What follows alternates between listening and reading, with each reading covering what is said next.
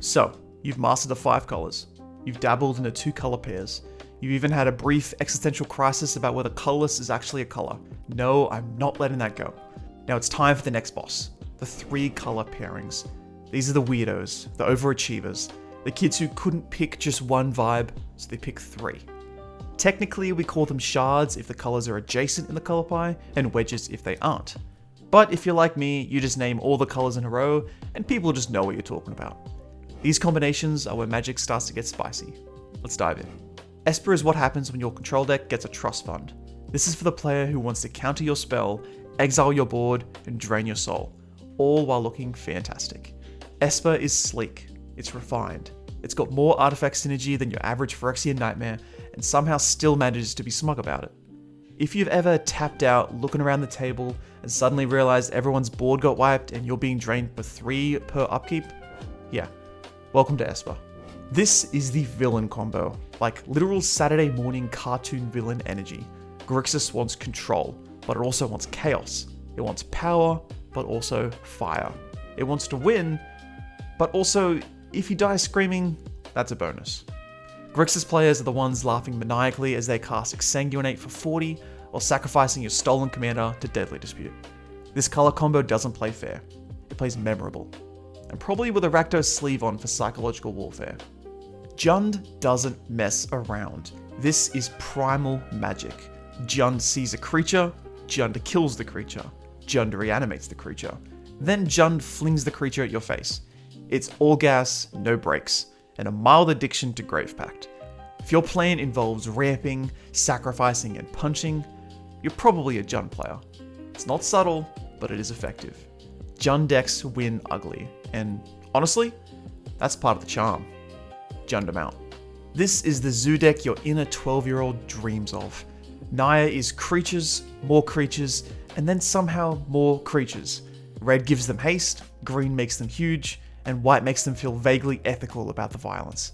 Naya isn't complicated.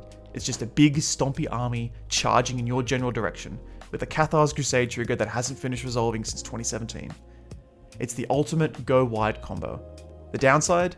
You will be board wiped. The upside? You'll rebuild it in 2 turns anyway. So what are you waiting for? Bant is like a yoga instructor with a sword.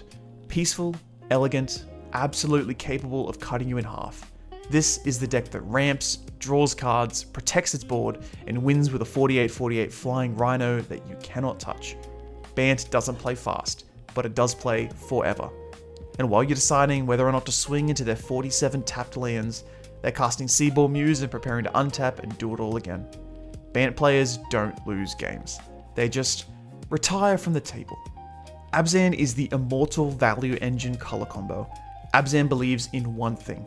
You can never die if you never stop gaining value. This is where creatures die for the greater good, then come back, then trigger Soulwalton, then get counters, and then die again, all while Smothering Abomination draws 4 cards off camera.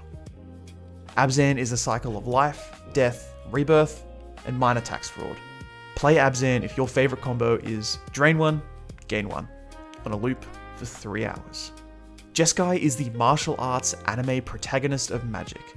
You've got precision, you've got speed, you've got just enough card draw and control to stop the nonsense before it starts, and just enough burn and bounce to end the game with a smug smirk. Jeskai wins with clever spells, combat tricks, and that one double strike creature you forgot about that's just one-shot your planeswalker. Jeskai is tempo, baby, and it's gonna slap you in the face with a flying monk before you can blink.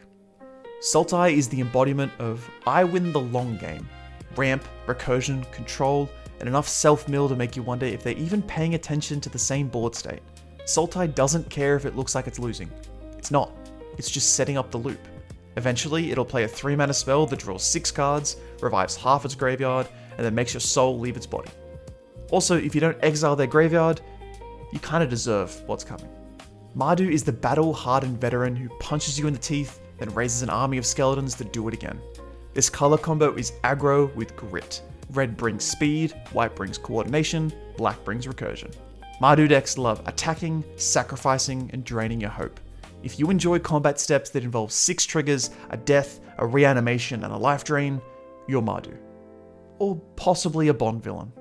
Temur is just vibes.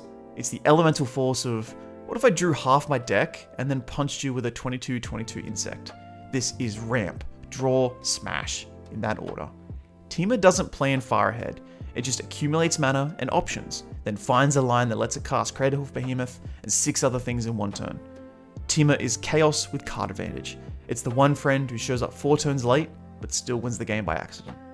And there it is, your complete tour of Magic's most ambitious color combos. 3 color decks are where Magic players really start cooking. You're no longer choosing a strategy, you're designing a philosophy. Do you want to win through recursion, aggro, infinite tokens, or life drain, or weird spell loops involving a goat? Somewhere in these combinations is your inner chaos, just waiting to build a deck that makes your friends question your ethics. So try them, break them, love them. Blame them when your mana base doesn't work.